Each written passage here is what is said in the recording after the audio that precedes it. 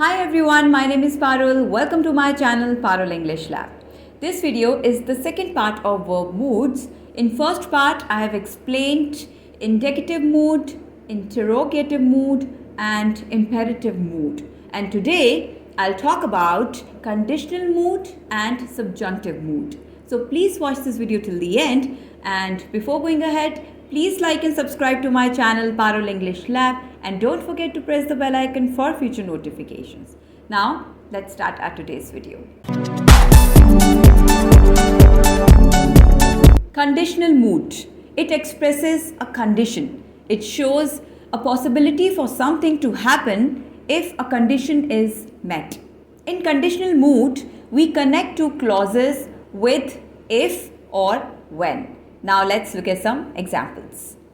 I will reach home on time if I leave right now. So in this sentence, there is a condition. I will reach home on time if I leave right now. Otherwise, I'll not be able to reach home on time. So the condition is if I leave right now. Then only I can reach home on time. Otherwise, I'll get late.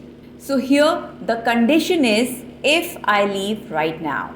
You can also invert this sentence. You can start the sentence with if also. If I leave right now, I'll reach home on time. The meaning will not change. The only difference is that if you start a sentence with if or when, then after first clause you will always have a comma. Otherwise the meaning is same. So if I leave right now, comma, I'll reach home on time. I'll buy you a laptop if you get good marks.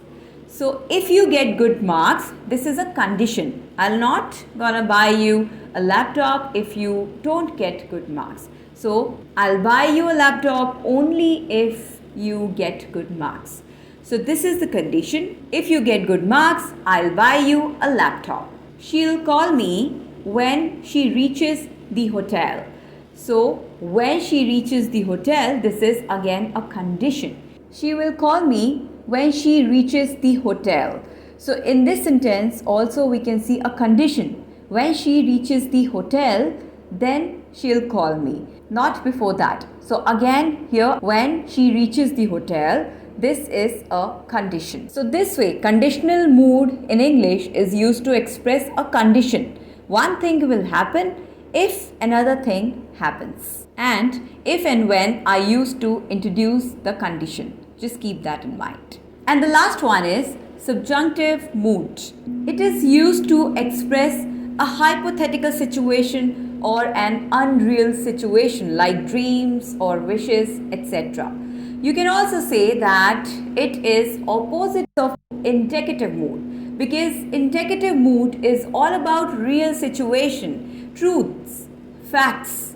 On the other hand, subjunctive mood is all about unreal situations, imaginary situations. Subjunctive mood is also used to express commands or orders, beliefs, proposals, suggestions, possibilities, etc. First, let's understand present subjunctive mood, and later on I'll talk about past subjunctive mood. In present subjunctive mood, we often use the verbs like suggest, insist, recommend, ask, propose, demand, etc.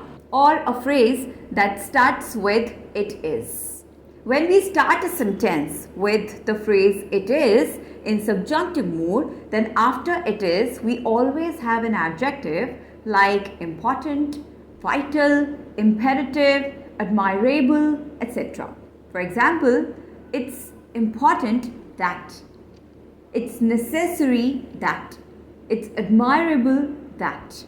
Now let's look at the sentence structure in present subjunctive mood. First comes subject, then the verb in any tense. It can be in present or past. Then after the verb, you will have that. That is optional. It is up to you whether you want to say it or not. And after that, again a subject, then a verb. And this verb will always be in the base form. It will always be in the first form. Now let's look at some examples. I suggest that he join this company. So I is the subject, then suggest is the verb, and then we have that. It's optional. I suggest that he, the second subject, he join the company. Join is the verb and it's in the base form. So after subject, base form of the verb. You will not say joins the company. That's incorrect, because in subjunctive mood, in present subjunctive mood, you will never conjugate the verb with the subject. You will not have a subject and verb agreement. If you do that, that's going to be a wrong construction. So here you will always use base form of the verb. So I suggest that he join this company. It's a good company. I suggest that he join this company. You can also say, I suggest that he should join this company or he must join this company. We have other options also to construct these kind of sentences. But in subjunctive mood, this is the rule that you need to follow. Let me tell you one more thing. These days, subjunctive mood is not being used a lot because the chances of making mistakes in subjunctive mood are more. That's why people prefer using indicative mood, because indicative mood can be used in the present, the past, as well as the future, in positive or negative. That's why indicative mood is one of the most commonly used moods in English language. So it is up to you whether you want to use subjunctive mood or not, but if you use it, then you have to follow this sentence structure. I demand that everyone have an opportunity to speak. So everyone have an opportunity. Have, first form of the verb. You will not say everyone has an opportunity to speak, because this is subjunctive mood, and in subjunctive mood with that clause we will always have first form of the verb. No matter what subject you have, but the verb will always be in first form. I insist that you rest. You look so tired. What's wrong with you? Nothing, I'm fine. No, I think you should rest. No, I'm fine. I insist that you rest. So I insist that you rest. You can also say I insist that you should rest. That's also correct. But if you want to frame this sentence in subjunctive mood, then this should be the structure. I insist that you rest. So you is the subject and rest first form of the verb. The government stated that everyone be inside, or everyone stay inside, not stays inside. First form of the verb. The government stated that everyone be inside their home during the pandemic. So first form of the verb. I suggest that you give him this opportunity. You can also change into a passive sentence. Let's change the first part of the sentence into passive. I suggest. So in place of saying I suggest, you can say it is suggested. It's suggested that. Now let's change the second part of the sentence into passive.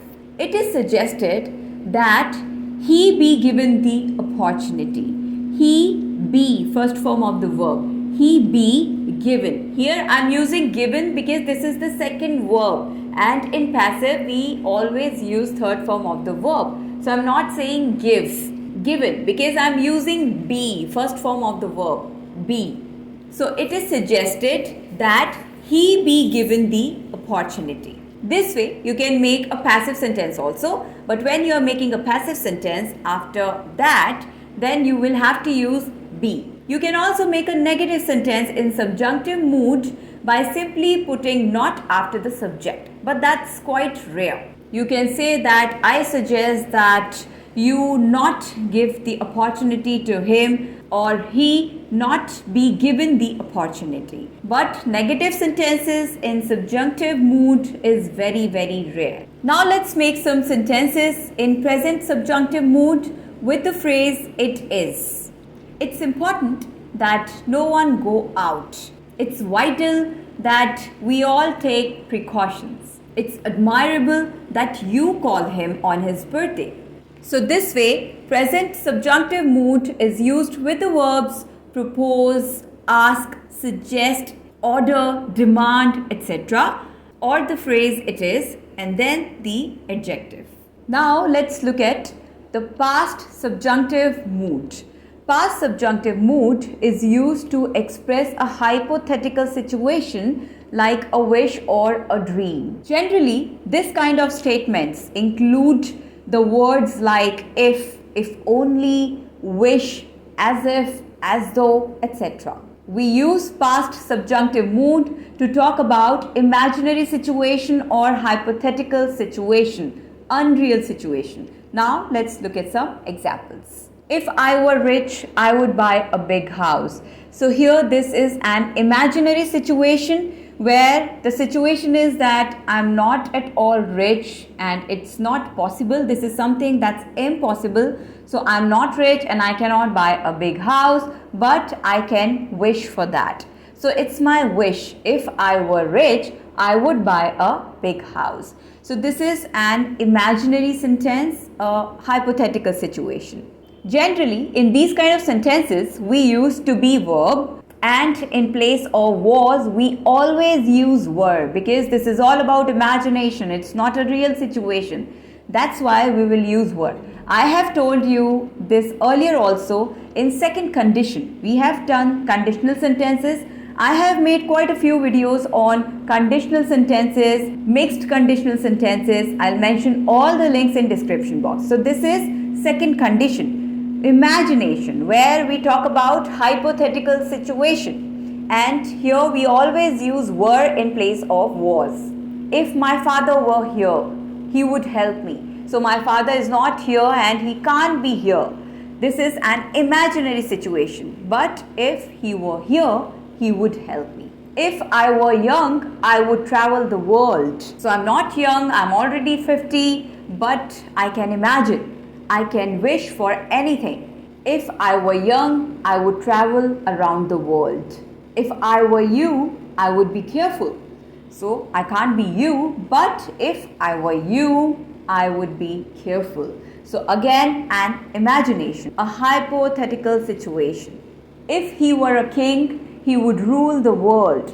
So here we use were in the first clause, and in the second clause we use would with first form of the verb. You can also frame a sentence using I wish or if only. I wish I were young. If only I were young. Again, imagination. I wish I were taller. If only I were taller. I wish my best friend were here today. If only my best friend were here today. You can also use wish with would. I wish you would buy me a necklace. I know that it's never going to happen. You will not do that. It's impossible. But I can wish for this. I wish you would buy me a necklace. I wish she would get this job. I wish he would talk to me. I wish he would call me. So you can use would after wish also. You can also frame sentences using as if or as though. For example, you behave as if you were smart, or you behave as though you were smart. So in this hypothetical situation, however, we are talking about the present or the future, an imagination in the present or the future, but we are using were, not is-am-are. So don't get confused here. In these kind of sentences, when you are using as if or as though, you can use present tense also after as if or as though when you talk about real situation. But here, when you are talking about imaginary situation, when it's past subjunctive mood, you are talking about an unreal situation, then you will have to use were. You cannot use present form of the verb. You are excited as if your mom were here, or as though your mom were here. So you are excited, it looks that your mom is here, but it's impossible because your mom is not in the country. She can't be here.